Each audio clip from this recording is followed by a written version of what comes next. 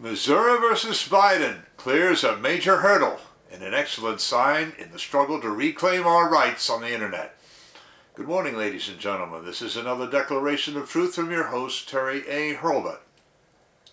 The case of Missouri versus Biden, arguably the most important civil liberties case in modern memory, will move forward.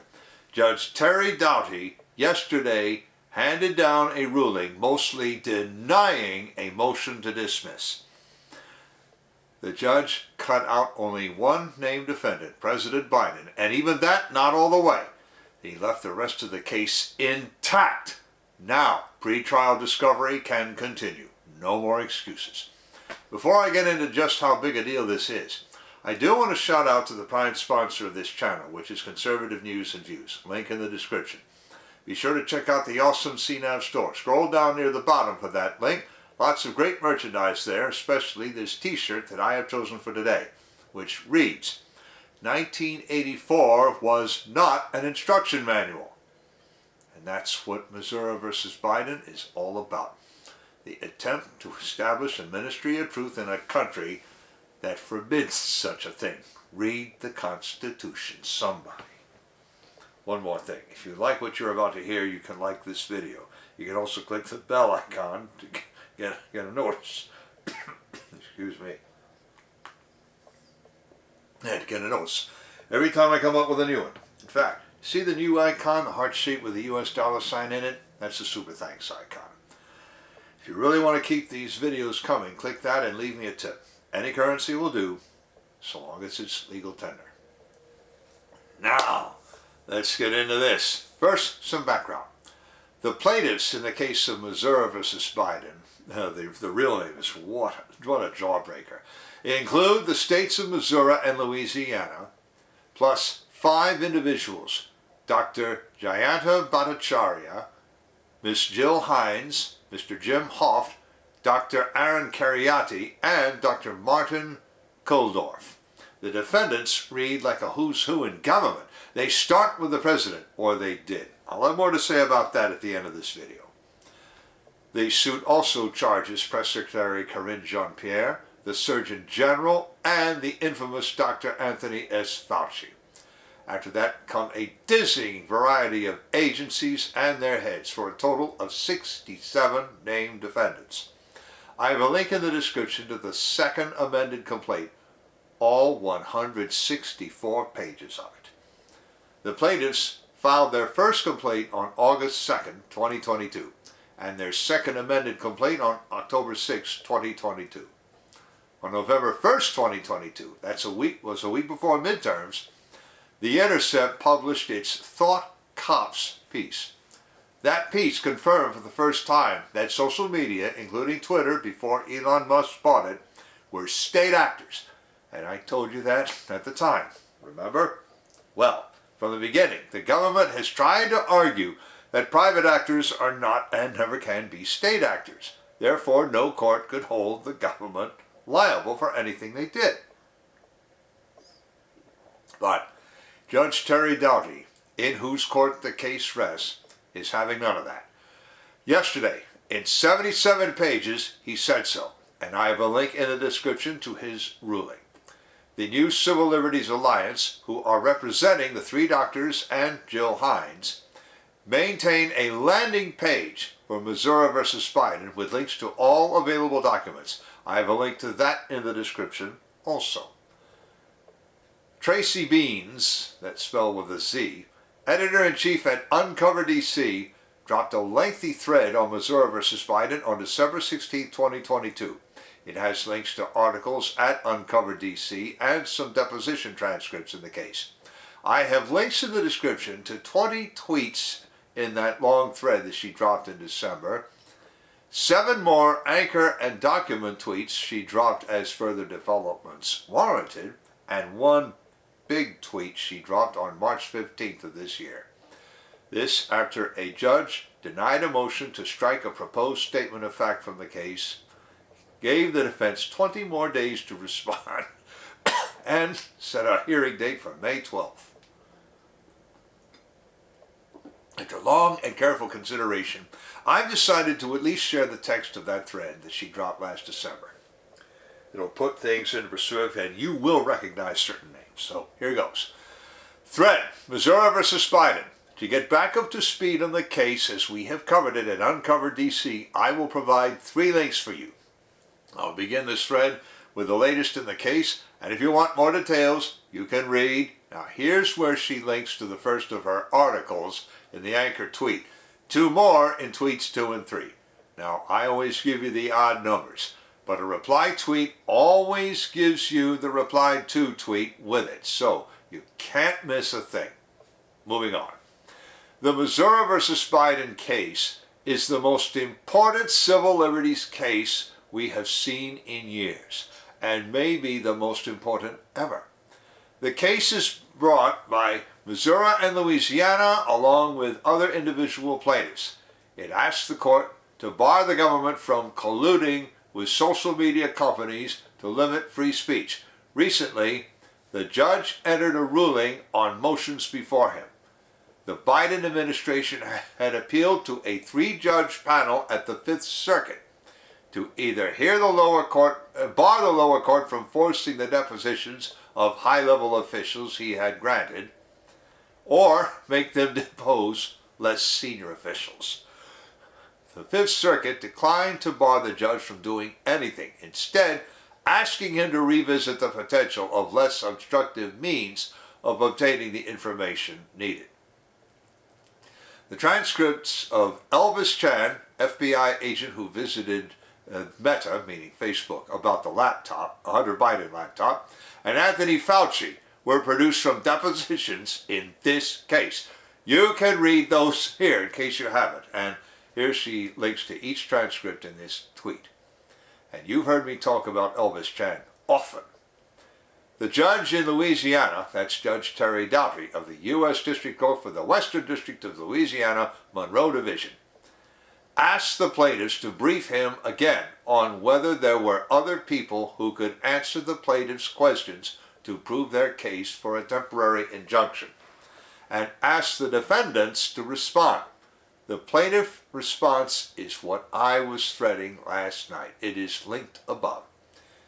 The defendants told the judge that he should pause all of this while their motion to dismiss the case was on the table.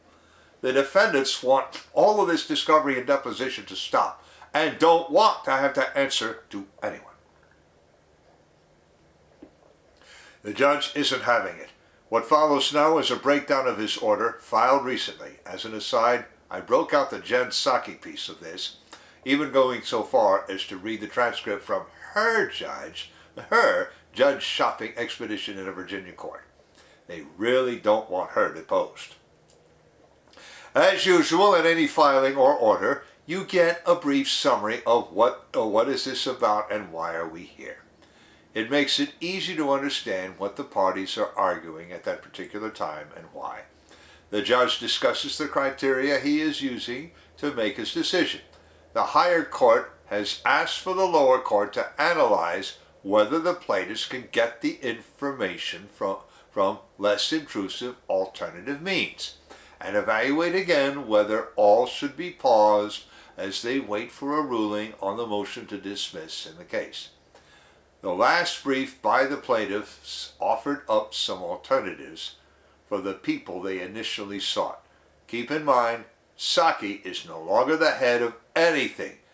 This is the judge saying, I already ruled on this, but we had to do this again because the higher court, meaning Fifth Circuit, said so. Links to photographs from the ruling.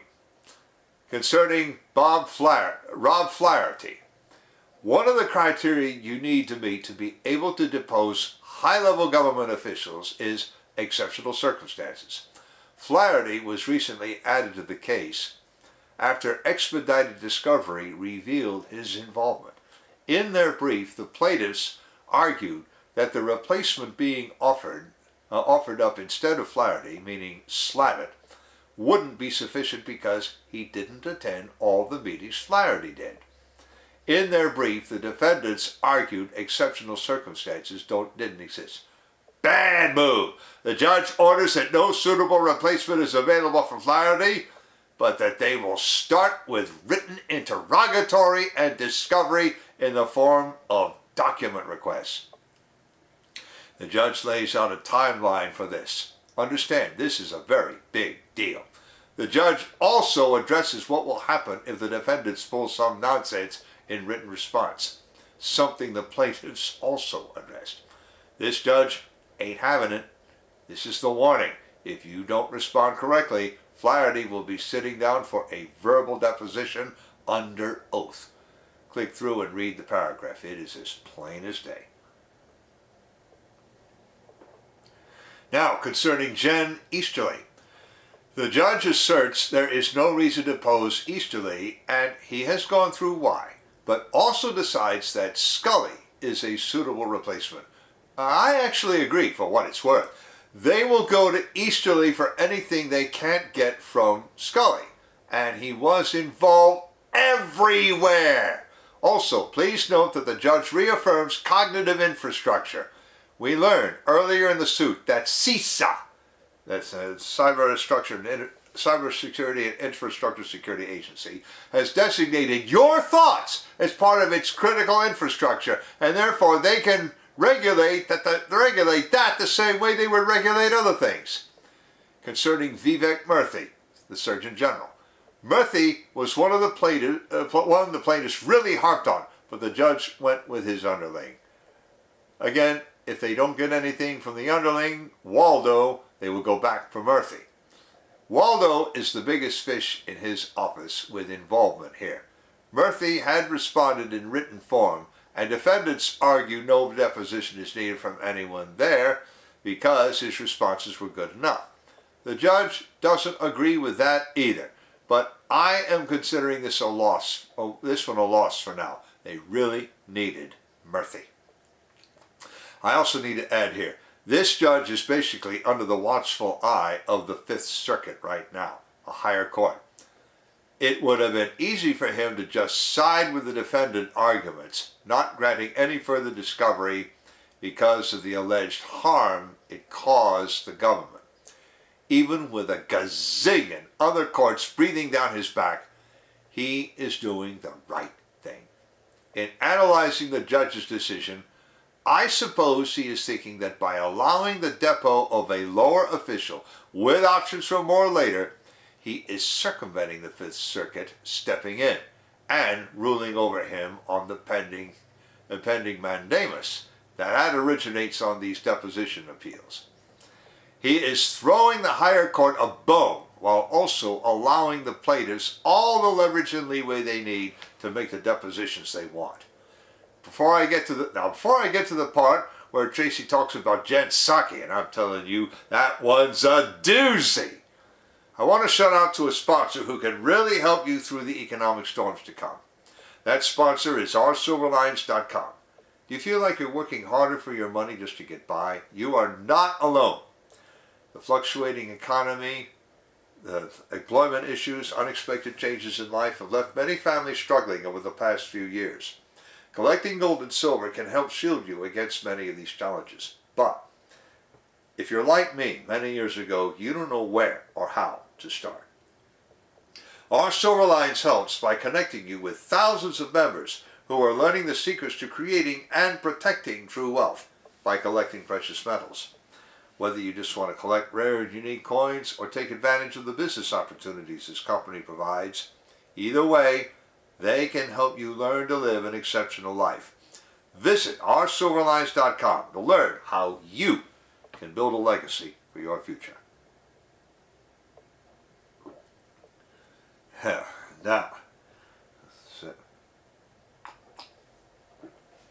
let's get into this. Jen Psaki, she of the off-color hair. This is something. Psaki was originally a defendant, but left the government, and you heard me give her my send-off too. Then the White House said they knew nothing about anything Psaki said and couldn't return any responsive documents during expedited discovery. The judge ordered her deposed. Psaki didn't like that, so she started fighting it. with the government helping her. However, the government maintained that there is no replacement for Psaki. They're saying no one knows what she was saying and why. That's their argument. Jen Psaki will be deposed, and it is the Biden administration's fault. Link to another article. And she was, too. One of the biggest worries for people on the side of actual justice is that the courts seem to grant motions to dismiss on cases that really need to be adjudicated, especially when it comes to big tech and censorship. I think this judge is going to see this case through. He basically is telling the defendants here that their motion to dismiss is bunk, while scolding them about the time they took to file it and the fact that they asked a higher court to force him to halt discovery for a motion to dismiss they hadn't even filed yet. He also reminds everyone that this discovery is only so he can rule on the temporary injunction, and that since the plaintiffs do have standing, a central argument of the motion to dismiss, they may move to trial when more deposition and discovery will be necessary. I have followed this case since it has been filed. It has been unprecedented in what it has uncovered. The Elon Musk Twitter files covered by Matt Taibbi, Barry Weiss, and Mike Schellenberger have been icing on the cake for it. Most of this will also probably come out in discovery. The argument folks always put forth, and the government does as well, is, well, sure, as the government, we were making suggestions about censorship, but we weren't forcing them to do it. Hogwash. Psaki made statements from the podium threatening antitrust and also Section 230 penalties should social media companies not ban whom the government identified. More, in released discovery, we learned that Disinformation Governance Board was a way for CISA to organize their already in-motion censorship help desk. That, I believe, would be Hamilton 68. The highlighting of the Hobbs email was part of this and came from discovery here. People would send in tickets, and CISA, in partnership with NGOs and other nonprofits, use your tax dollars to run a censorship help desk. However, they needed more organization and funding.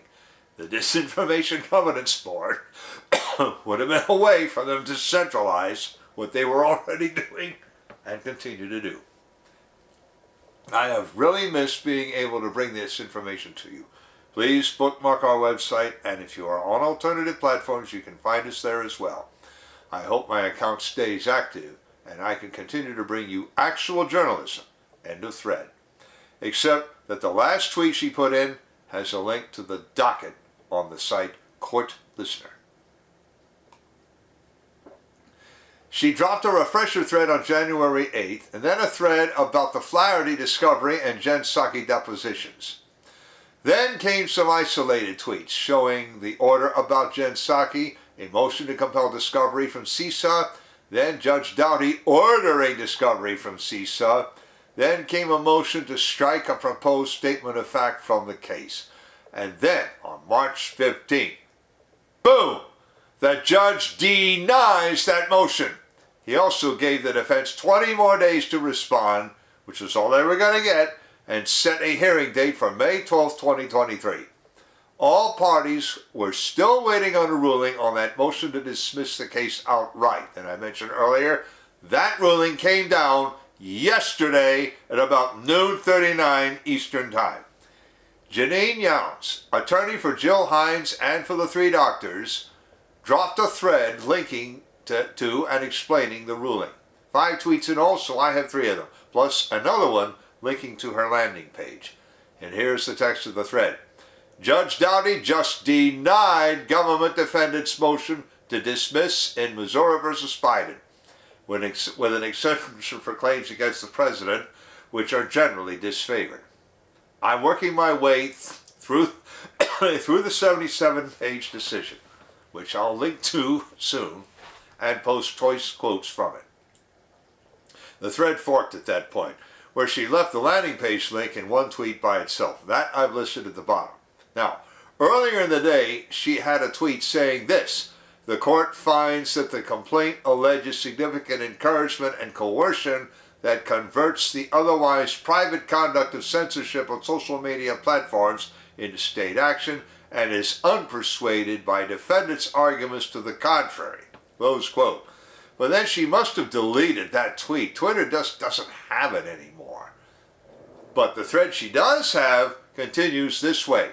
Further, while the government may certainly select the messages it wishes to convey, this freedom is limited by the more fundamental principle that a government entity may not employ threats to limit the free speech of private citizens. Accordingly, the court finds that plaintiffs have plausibly alleged state action under the theories of joint participation, entwinement, and the combining of factors such as subsidization, authorization, and encouragement.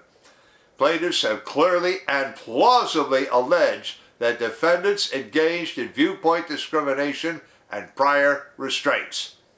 Rejecting defendants' claim to be merely exercising their own free speech rights, the court says the complaint alleges extensive and highly effective efforts by government officials to silence or muffle the expression of disfavored viewpoints. The decision then quotes a case on point titled Mattel versus Tam. End of thread. Reaction to Attorney Young's thread was almost entirely congratulatory. A few users wanted some explanations of concepts they didn't understand. Why a court cannot enjoin a sitting president, for example. Now, Ms. Younes said she was working her way through the ruling. As I have said often enough before, I am not a lawyer, but I have read that ruling all the way through. So I will offer you my admittedly layman's analysis of it, which I think Ms. Younes would agree with. And, Counselor, if I said anything wrong, please don't hesitate to leave a comment on this video. The defense tried to throw the case out on three main grounds. First, they denied that the plaintiffs had Article III standing. The judge said, yes, they had. The states and individuals had alleged injuries in fact, traced the injury to the defendants, and suggested a remedy within the court's power to grant. Furthermore, the court found that the states had a type of standing called parens patriae, a Latin phrase meaning literally parents of their country. That means any injury to the sovereign interests of a state is an injury to the state itself. Next, the defendants tried to claim federal sovereign immunity. No go, said the judge. Sovereign immunity cannot excuse violations of the First Amendment, exceeding one's lawful authority, that is to say, acting ultra vires, or beyond one's power, nor violations of the Administrative Procedures Act. Finally, the defendants argued that all the actions taken against plaintiffs were by the private social media companies acting privately.